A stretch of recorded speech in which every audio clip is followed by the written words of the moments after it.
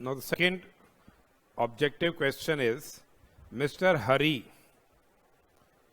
a property dealer, sold a building in course of his business to his friend Mr. Rajesh, who is a dealer in automobile spare parts, for rupees 100 lakhs on 1120. So Hari has sold his building. He is a property dealer. He is a property dealer and sold a in course of business building to Rajesh, and the same has been sold for 100 lakhs. It has been sold for 100 lakhs on 1/1/2020, when the stamp duty value here was rupees 120 lakhs. Stamp duty value was 120 lakhs. The agreement was, however, entered on 1/9/2019. Date of agreement is 1/9/2019, and here the stamp duty value is 105 lakhs. Stamp duty value is 105 lakhs. And Mr. Hari has received 15 lakhs by NEFT. 15 lakh has been received through such other electronic mode as may be prescribed NEFT here. It has been received through NEFT on the date of agreement. On or before date of agreement, if it is received, then we have to take the stamp duty value on which date? On the date of agreement, since as per provisions of 43 CA or 50 C also. Mr. Hari has received a down payment of 15 lakhs, as we already told you, from Mr. Rajesh on the date of agreement. Mr. Hari has purchased the building for rupees 50 lakhs. Hari has purchased the same for rupees 50 lakhs. He has purchased the same for rupees 50 lakhs. The cost of action of the stock in trade, and as per 43 CA, what will be the full value of consideration? Stamp duty value is the full value of consideration on the date of agreement if it exceeds 105% of the actual consideration. Now look, what is the actual consideration? Actual consideration is 100 lakhs. SDV is 105 lakhs. It does not exceed what? 105% of the actual consideration. Therefore, actual consideration will be regarded as what? The full value of consideration for computing the business profits in such a case. Now, the second case is Mr. Ravi is a retail trader, sold a residential house to Mr. Valish. Now, Ravi is a retail trader. Ravi has sold a residential house. Here, Ravi he has sold the residential house to Mr. Valish. And it's a wholesale trader for 50 lakhs. Same has been sold for 50 lakhs. It has been sold on 1st of February 2020. And when stamp duty value is 70 lakhs. Stamp duty value is 70 lakhs. And date of agreement here is on 1st of August 2019. But here the stamp duty value is 55 lakhs. Stamp duty value is 55 lakhs. And Ravi has received down payment of 5 lakhs by cross check. Ravi has received down payment. 5 lakhs have been received by cross check. It is now we have to receive the payment through account pay check. If we go for section 50C also, we have to receive the payment through account pay check or account pay bank draft or use of electronic clearing system or such other electronic mode as may be prescribed. So here it's 5 lakh is through cross check. So here stamp duty value on date of agreement will not be considered. We have to consider the stamp duty value on the date of registration. What is the stamp duty value on the date of registration? That is 70 lakhs is to be considered. And this Mr. Valish Ravi has purchased the building for 32 lakhs on cost section is here 32 lakhs. So now Based on the above facts, choose the most appropriate answers to the questions given below. So it is, first part is, what is the amount of income chargeable to tax in hands of Mr. Hari in respect of above transaction and under which head it is taxable? Now Hari is a property dealer. Hari is a property dealer selling building in course of business. Selling building in course of business. We have seen Hari is a property dealer and he is selling the building in course of his business. Then, therefore, provisions in which head it will be taxable? Same will be taxable under PGBP. Which provisions will be applicable for computing the business profits? 43 CA will be applicable. And here, now listen here, the stamp duty value on the date of agreement will be considered because Hari has received down payment through NEFT on the date of agreement. So SDV on the date of agreement is how much? SDV on date of agreement is 105 lakhs. Actual consideration is 100 lakhs. And the same does not exceed what? 5% of the actual consideration. Therefore, actual consideration will be what? The full value of consideration for computing the business profits. 100 lakhs is the full value of consideration. And for how much amount this building has been purchased by Mr. Hari, the same has been purchased for 50 lakhs. It has been purchased for 50 lakhs by Mr. Hari.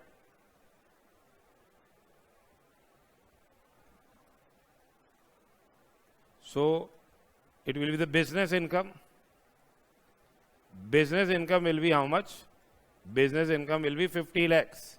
So here, in this case, when we are computing the income of Mr. Hari, what will be the answer? 50 lakhs is the business income and the same is taxable under the head profits and gains of business and profession in case of Hari. Then is any amount taxable in hands of Mr. Rajesh in respect of above transaction, and if so, what is the amount and under which head of income is taxable? Now Rajesh has purchased a capital asset for inadequate consideration. Rajesh has purchased a capital asset for inadequate consideration. Provisions of 56 to 10 is applicable. Provisions of 56 to 10 is applicable. That is purchase of immovable property for an inadequate consideration. And here we see that what is the difference between what? The stamp duty value, and here we see the difference between the stamp duty value and consideration paid. And that will also be considered on the date of agreement. On date of agreement.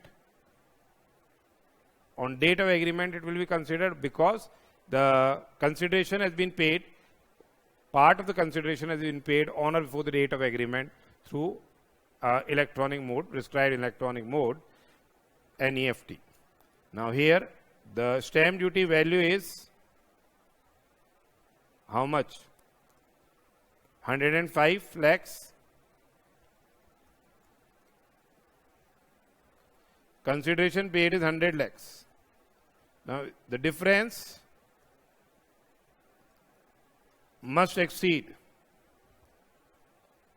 higher of 5% of the consideration, then only the taxability will arise, or rupees 50,000. Now here the difference does not exceed what? 5% of the consideration. So in this case, the difference is only 5 lakhs. It is not exceeding 5% of the consideration. Therefore, no amount is taxable. Answer will be what? No amount is taxable in hands of Mr. Rajesh. In this case, no amount will be taxable in hands of Rajesh. Then third is, what is the amount of income chargeable to tax in hands of Mr. Ravi in respect of above transaction and under which head? Now Ravi, looking to the information about Ravi, Ravi is a retail trader and he is selling his residential house. So it is a capital asset for him. So taxability will be under the head capital gains. Taxability will be under head capital gain. And look here, whether it's a long-term capital gain or a short-term capital gain, he has purchased the same for 32 lakhs on 17/8/2018 and sold the same on 1st of February 2020. So here the period of holding does not exceed 2 years, therefore it will be regarded as what? Short-term capital gains. And what is the full value of consideration? As we have discussed here, since the payment has been received through cross check on or before the date of agreement, therefore stamp duty value on the date of the registration will be considered. The stamp duty value is 70 lakhs. Stamp duty value is 70 lakhs. Actual consideration is, what is the actual consideration? Actual consideration is 50 lakhs.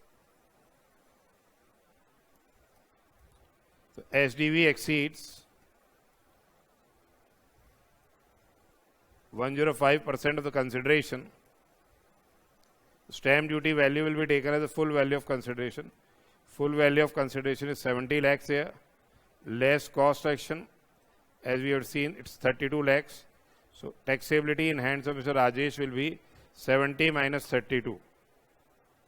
70 lakhs minus 32 lakhs. 38 lakhs will be short-term capital gains. So here in the case of Mr. Ravi, 38 lakhs will be taxable as short-term capital gains. It's not Rajesh, Ravi. Then next is what? Is any amount taxable in hands of Mr. Valish? Now Valish is what? In case of Valish, it's purchase of immovable property.